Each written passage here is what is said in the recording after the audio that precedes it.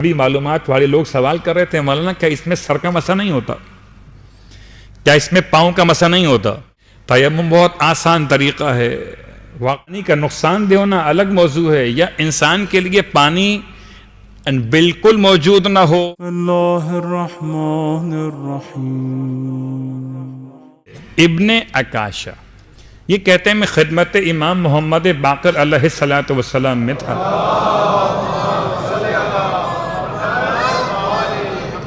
یا امام نے مجھے طلب کیا، امام نے مجھے بلایا کہ ابن عکاشہ آج تم سے اہم کام لینا ہے. جی کیا کام لینا ہے مولا؟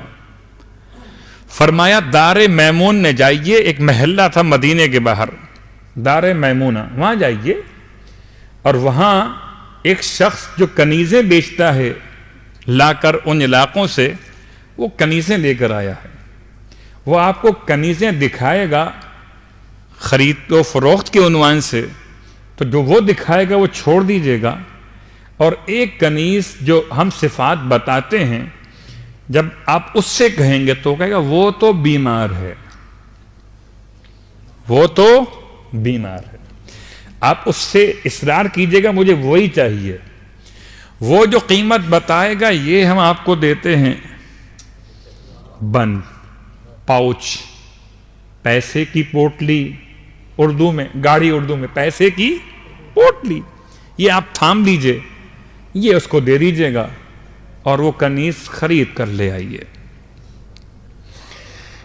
اگر کوئی مجھ جیسا ہوتا کہتا مولا رکیے میں گن تو لوں پہلے. وہ اگر کچھ پیسے بتائے اس میں پیسے کتنے نکلیں تو نہیں معلوم. سلام ہو ائمہ کی معرفت رکھنے والے اصحاب پر، سر جھکا کے چلا. اب ساری دنیا ادھر سے ادھر ہو سکتی ہے، چاند کا حساب بگڑ سکتا ہے، سورج کی رفتار کا نظام بگڑ سکتا ہے، مگر قول معصوم میں کوئی فرق نہیں آ سکتا.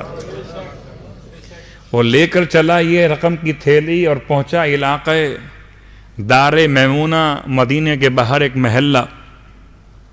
اور وہاں پہنچ کر وہ جو بردہ فروش کہلاتے تھے، کنیز بیچنے والے، غلام بیچنے والے، اب تفصیل کا تو وقت نہیں ہے، کنیزیں کیوں بکتی تھیں، غلام کیوں بکتے تھے، زمانہ کیسا تھا، بہرحال یہ یاد رکھیے کہ اہل بیت اطہار نے کنیزوں اور غلاموں کی رہائی اور آزادی کے لیے ایسے نظام بنائے خدا کی طرف سے کہ آہستہ آہستہ نہ کوئی غلام رہا. بکتے تو آج بھی ہیں، وہ الگ بات ہے، مگر نہ کوئی غلام رہا نہ کوئی کنیز. اور وہ جا کے کہتا ہے کہ مجھے کنیز چاہیے، کہ یہ 2 کنیزیں موجود ہیں، ان میں سے جو آپ چاہیں خرید لیجئے. کہ نہیں مجھے اس طرح کی کنیز چاہیے جیسے امام نے اسے اوصاف بتائے تھے، کیونکہ اوصاف روایت میں لکھے نہیں اس لیے بیان نہیں کر رہا.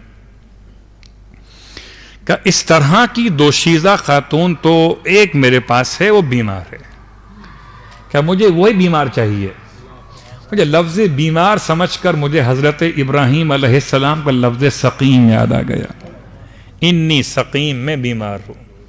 کچھ ایسی بیماری ہوتی جو انسان کے ایمان کی سلامتی کا عنوان بن جاتی ہے. کہ مجھے وہ بیمار چاہیے. کہ وہ تو بہت مہنگی ہے، پورے 1 کم بھی نہیں ہوگا، 70 دینار سرخ. کتنے؟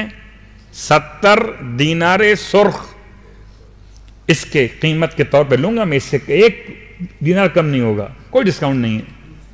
بیمار بھی ہے، بیمار بھی ہے اور پیسے کم نہیں ہوں گے. ابن عکاشہ کہتے ہیں میں نے امام کے فرمان پر یقین ہے نا، اٹھا کے پیسے کی پوٹلی بغیر گنے ہوئے، کر لو یہ تمہارے ہوئے، ہمیں کنیز دے دو. کہا اچھا رک جاؤ پہلے میں گن تو لوں. جب اس نے گنا تو بغیر کچھ کہے ہوئے کہتا کہ جو میں نے تم سے مطالبہ کیا سب اس کے اندر موجود ہے. 70 دینار سرخ ابن عکاشہ نے اس کے حوالے کیے، اور یہ اندر سے کنیز کو لے کر آیا اور لا کر ان کے حوالے کیا. کہتے ہیں یہ حیا اور حجاب وہ کیفیت تھی اس خاتون مقدس کی کہ میں اپنے ساتھ لے کر چلا، جب خدمت امام میں پہنچا، امام نے اپنے اہل بیت اطہار کے درمیان اس خاتون کو روانہ کیا اور پھر گھر میں خوشیاں منائی گئیں۔ امام فرماتے ہیں اپنے فرزند امام جعفر صادق علیہ السلام سے کہ بیٹا یہ آپ کے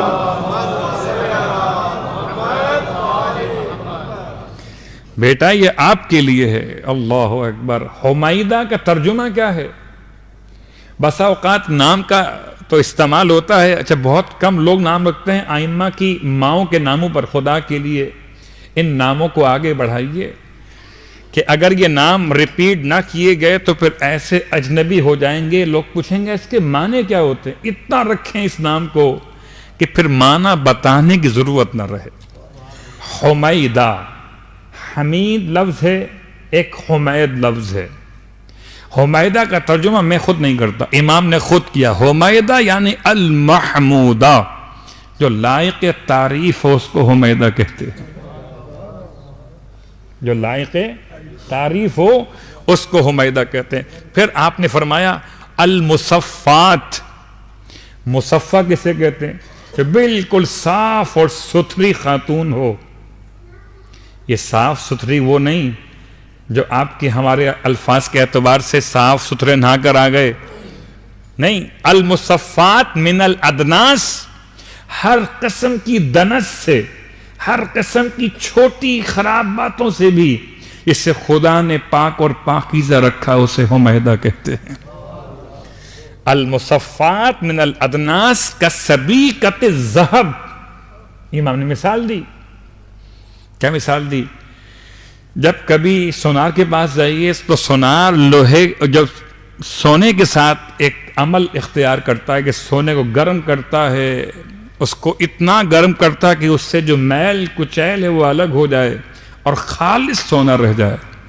امام فرماتے ہیں جیسے ذہب سبیکہ ہو جاتا ہے، ایسے خدا نے اس خاتون کو مصفات بنایا ہے۔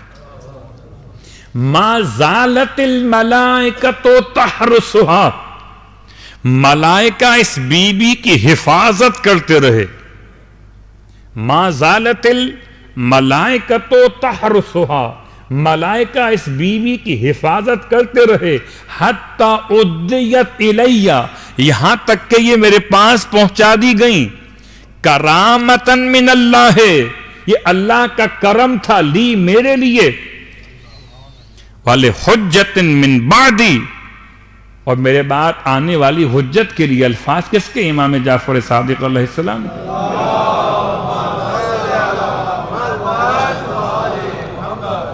حضرت حمیدہ المصفات بڑا مقام ہے، یعنی ایسا مقام علمی ہے کہ بسا اوقات میرے مولا بعض فقہی مسائل کے لیے خواتین کو حمیدہ کے پاس بھیج دیا کرتے تھے کہ جائیے اپنا مسئلہ حمیدہ سے معلوم کیجئے، حمیدہ سے معلوم کیجئے۔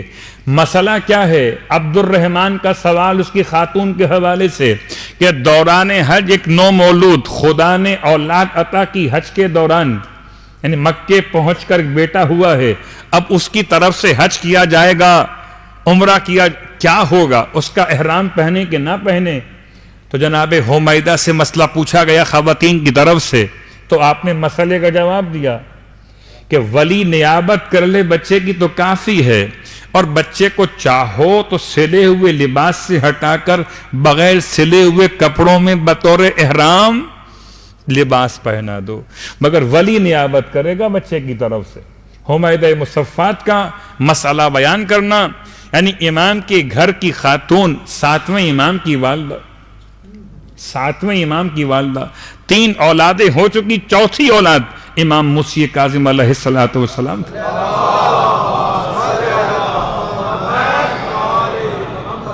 کیونکہ تفسیر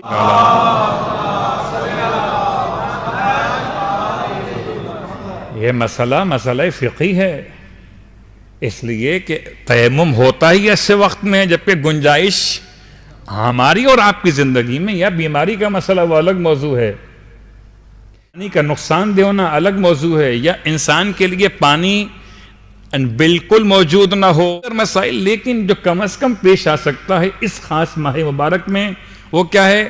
وہ وقت سحر وقت طلوع فجر انسان اگر طہارت کرنا چاہے اور غسل کا امکان نہیں ہو تو کیا کرے گا؟ تیمم کرے گا۔ تیمم کیسے کیا جاتا ہے؟ تیمم بہت آسان طریقہ ہے۔ واقعی بار بیان کرنے کے بعد بھی مجھے آج دن میں اندازہ ہوا کہ بہت سے میں سمجھتا تھا کہ بہت مذہبی معلومات والے لوگ سوال کر رہے تھے، مولانا کیا اس میں سر کا مسا نہیں ہوتا؟ کیا اس میں پاؤں کا مسا نہیں ہوتا؟ تیمم وضو کی بہن نہیں ہے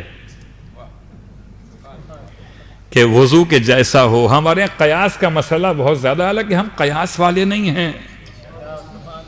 ہمارا قیاس سے کیا تعلق؟ ہم تو ولایت والے ہیں، ہمارا ولایت سے تعلق ہے۔ تو مسئلہ تیمم بہت آسان ہے۔ اتنا سمپل کیجئے تیمم کہ وضو اور غسل کے مقابلے میں وقت کی سیونگ کا عنوان بھی شرعاً واقع ہو جائے۔ ایسا نہ ہو کہ تیمم میں اتنا وقت لیجئے کہ لوگ کہتے اس میں تو آپ غسل کر لیتے، اتنی دیر میں آپ نے تیمم کیا ہے۔ یہ بات یاد دلا دوں کہ نجاست والے مقام کا دھونا الگ موضوع ہے، لباس کا تبدیل کرنا الگ موضوع ہے، اس کا تعلق تیمم سے نہیں ہے۔ تیمم صرف اندرونی کیفیت طہارت کے لیے ہے کہ انسان پر جو غسل واجب تھا اور وہ نہیں کر پا رہا کہ وقت ختم ہو رہا، تو اس کے لیے روزے کی حالت میں داخل ہونے کے لیے آپ تیمم کیجئے۔ اور تیمم کے لیے مٹی ہو کہ خاک ہو کہ ریت ہو کہ کنکر ہوں، جو زمین سے متعلق چیزیں ہوں، اس پر دونوں ہاتھوں کو پہلے ہاتھ خالی کر لیجئے۔ اگر رنگز وغیرہ پہنتے ہیں تو اتار لیجئے۔ اگر کوئی رسٹ واچ آپ نے پہنی ہے اتنی ٹائٹ پہنی ہوئی کہ یہاں تک پہنچی تو اتار لیجئے، اس لیے کہ آپ کی جو کلائی ہے ہاتھوں کی، یہاں تک تو آپ کے پورے دونوں ہتھیلیاں خالی ہونی چاہیے۔ اس کے بعد ہاتھوں کو مارنا ہے، رکھنا نہیں ہے۔ مارنے کے بعد آپ نے دونوں ہاتھوں کو نیت کر کے مارا ہے کہ تیمم کرتا ہوں بدلے غسل جنابت کے قربتاً اللہ، واجب کہیں یا نہ کہیں قربتاً اللہ لازم ہے، اس کے بغیر یہ عمل مکمل نہیں ہوگا۔ اپنے دونوں ہتھیلیوں کو رکھی اپنی پیشانی پر، اور یہ پیشانی جہاں سے بال اگتے، سر کے بال، جس کی پیشانی پر بال نہیں ہیں، یعنی پیشانی پر اس حد تک خلا پیدا ہو گیا ہے کہ سر کے بال پیچھے ہو گئے، یعنی اڑتے اڑتے یہاں تک چلے گئے، تو میرا اصل معیار کیا بنے گا؟ جو عرف عام کا معیار ہے، جو عام انسان کا معیار ہے۔ بہت سو کے یہاں تک بال آئے ہوئے ہوتے ہیں، تو معیار کیا بنے گا؟ جو عرف عام کا معیار۔ عرف عام کا معیار جو عام انسان کی پیشانی ہوتی ہے۔ تو میں نے اپنے دونوں ہاتھوں کو یہاں رکھا، مٹی لگنا شرط نہیں ہے، اور اگر لگ جائے کنکر موجود تو آپ جھاڑ بھی سکتے۔ بعض علماء احتیاط میں کہتے ہیں ایسے جھاڑ دیجئے۔ میں کیوں کہہ رہا ہوں بات کو؟ لوگ کہتے ہیں مٹی لگے گی تو تیمم ہوگا۔ نہیں، مٹی لگے گی تیمم نہیں ہوگا، تیمم تو شریعت کے طریقے پر ہوگا، مٹی لگے یا نہ لگے۔ یہ منہ پہ مٹی ملنا، صلوات پڑھے محمد والے تیمم تھوڑی، آپ نے کون سا گناہ کیا؟ وہ شاید جملہ ہے ایک زبان کا، پاکستان کی زبانوں میں سے، مٹی پاؤ، کیا کہتے ہیں اس کو؟ مٹی پاؤ، یہ وہ نہیں ہے، یعنی وہ اچھا جملہ ہے بہت، کسی اختلاف کو ختم کرنے کے لیے، کسی فساد کو مٹانے کے لیے اس سے اچھا جملہ کیا ہوگا؟ مٹی پاؤ، یعنی ختم کرو۔ لیکن یہاں ختم نہیں کرنا، یہاں تو آپ نے مٹی کو مس کیا تھا، دونوں ہاتھ مارے تھے، ضرب کیا تھا، مارے تھے نیت کے بعد۔ اس کے بعد دونوں ہاتھوں کو رکھا اپنی اپنی پیشانی پر، پیشانی جہاں شروع ہوتی ہے، اور وہاں سے آپ نیچے لائے، اور پھر ذرا سا دائیں طرف، کیونکہ میری پیشانی بہت چوڑی ہے، ذرا سا بائیں طرف، اس کے بعد پھر درمیان میں لا کر اپنی ناک کے اوپر والے حصے پہ اسے اتار دیا۔ چہرے پہ ہاتھ لگتا ہے، لگ جائے، اس میں کوئی حرج نہیں ہے، لیکن اصلاً آپ کی نیت کیا ہے؟ پیشانی کا مسح کرنا، پیشانی کا مسح کرنا۔ احتیاط میں یہ آپ کی بھویں شامل ہیں، سر کے بال اگنے سے لے کر، پیشانی یہ ہے، سر کے بال اگنے سے لے کر یہاں تک بھووں کو شامل کرتے ہوئے، بھویں میری یہاں تک تھیں، تو میں نے اس کو یہاں لا کر یہاں اتار دیا۔ اب اگر ہاتھ ٹچ ہو گیا تو کوئی مسئلہ نہیں ہے، لیکن چہرے پر ہاتھ پھیرنا شامل نہیں ہے، رخسار پر ہاتھ پھیرنا تیمم میں شامل نہیں ہے۔ یہ کرنے کے بعد آپ نے اپنے سیدھے ہاتھ کی ہتھیلی کی پشت پر الٹے ہاتھ کی ہتھیلی کے اندر والے حصے سے آپ نے مسح کیا۔ یہ جو جوائنٹ ہے کلائی کا، یہاں سے لے کر انگلیوں کے آخری سرے تک۔ پھر اس کے بعد اپنے الٹے ہاتھ کی ہتھیلی کی پشت پہ کیا، پھر سیدھے ہاتھ سے، اور پھر ایک مرتبہ دوبارہ ہاتھ مارے۔ تمام مراجع الزام کے اعتبار سے احتیاطاً دوبارہ ہاتھ ماریے اور ہاتھ کے مسح کو ریپیٹ کر لیجئے۔ آپ کا تیمم بالکل درست واقع ہو جائے گا۔ قربتاً بات پڑھ لیں محمد و آل محمد۔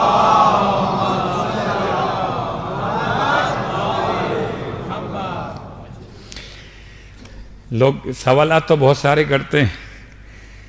تیمم تو بتا دیا مول صاحب، آدھے سر میں درد بھی ہوتا ہے، اس کا علاج بتائیے۔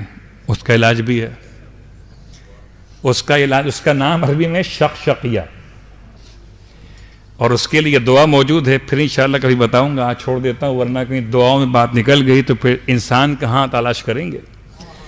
ابھی تو ہم انسان کی بحث میں تھے۔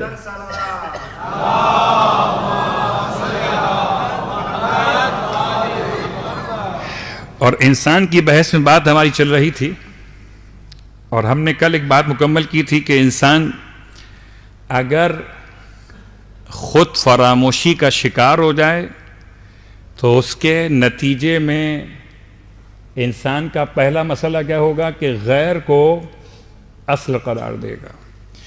دوسرا مسئلہ اس کی روح میں توازن خراب ہو جائے گا۔ جب غیر کو اصل قرار دے گا تو سامنے والا کوئی بھی ہو، میرا بھائی ہو، میری بہن ہو، میری بیٹی ہو، میری بیوی ہو، کوئی بھی سامنے ہو، اگر میں اس کو اپنا اصل قرار دوں تو اس کا مسئلہ میرے مسئلے سے مختلف ہے، اس کا مفاد الگ ہے، میرا مفاد الگ ہے۔ اگر میں کسی غیر کو اپنی اصل قرار دوں تو روح میں توازن خراب ہو جاتا ہے، نمبر ایک۔ نمبر دو، ہو سکتا ہے غیر ایک نہ ہو، میں کتنوں کے لیے کام کر رہا ہوں۔ اس لیے قرآن سورہ مبارکہ یوسف میں کہتا ہے، یہ بتاؤ ذرا کہ وہ بہتر ہے کہ انسان اگر سوچے ارباب متفرقون خیر ام اللہ الواحد القہار، سورہ یوسف آیت نمبر 39۔ الفاظ کیا ہیں؟ کیا بہت سارے پروردگار بہتر ہیں یا ایک اللہ بہتر ہے؟ ویسے بھی سوچئے گا، خدا کا بڑا احسان ہے کہ معصوم 14 مگر پیغام ایک ہے، کربلا کے شہید 72 مگر راستہ ایک ہے، انبیاء 1,24,000 مگر ہدایت ایک ہے۔ تو خدا کا بڑا احسان ہے کہ اس نے ہر ایک میں ایک رکھا۔ صلوات پڑھے محمد و آل محمد۔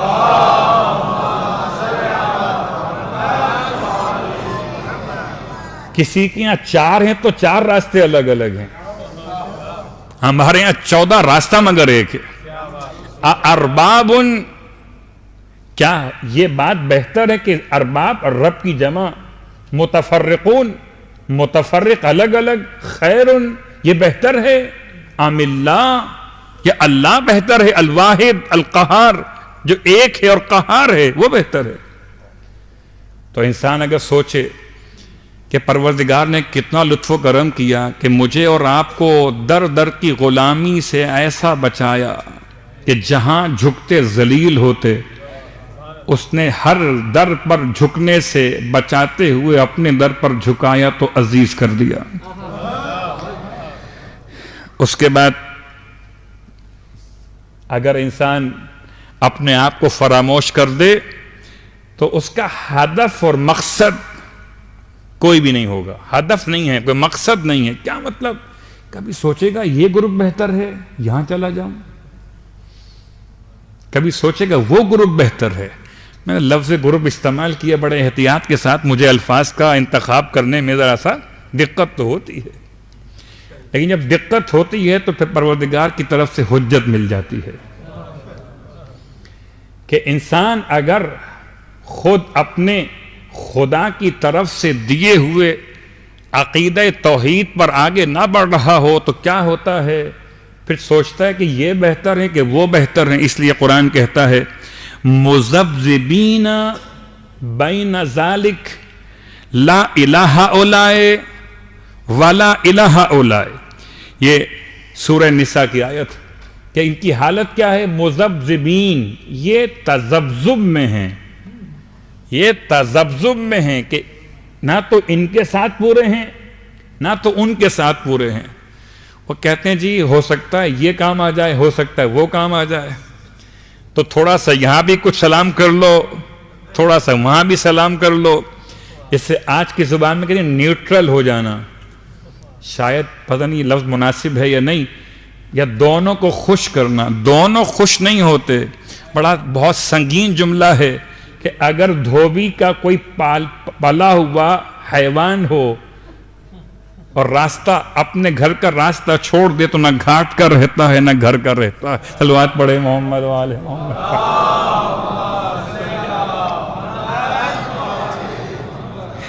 اور اس کی وضاحت میں مولائے متقیان علی ابن ابی طالب علیہ السلام ارشاد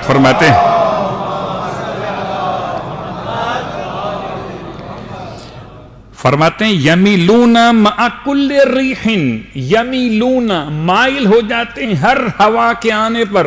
یمیلون چل پڑتے ہیں ہر ہوا کی سننے پر. جہاں سے خدا کا بڑا احسان ہے، ہم جہاں سے نہیں صرف وہاں سے مانگتے. اسی لیے دوسرا مسئلہ واضح ہو گیا کہ اگر یہ اپنے آپ کو بھول جائیں تو ایک نقصان کیا ہے کہ ان کا مقصد و ہدف ختم ہو جائے گا. اس کے بعد حالات کی تبدیلی کے لیے نہ تو یہ آمادہ ہوتے ہیں اور نہ قدرت پیدا کر پاتے ہیں. بیٹھے ہوئے حالات تبدیل کیسے ہوں گے؟ حضرت نوح کی قوم کے حالات کیا تھے، موسیٰ علیہ السلام کی قوم کے حالات کیا تھے، اور دیگر اقوام عالم قوم عاد و سمود کے حالات کیا تھے. ہاتھ پر ہاتھ رکھ کر بیٹھے ہیں. کیوں؟ کہ اپنے آپ کو بھول گئے. جس دن انسان نے اپنے آپ کو یاد کر لیا، اپنے آپ کو پہچان لیا، اس دن انسان اپنے ہدف کو بھی جان لے گا. اس دن انسان میں یہ صلاحیت و طاقت پیدا ہو جائے گی کہ حالات کو بدل سکے.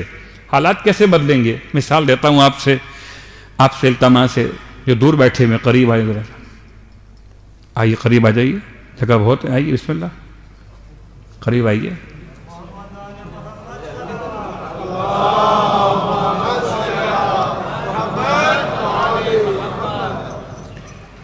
اب میری مجبوری تھی، مجھ سے ممبر اٹھے گا نہیں، ورنہ میں اس کو اٹھا کے آپ تک آ جاتا. اللہ صلی اللہ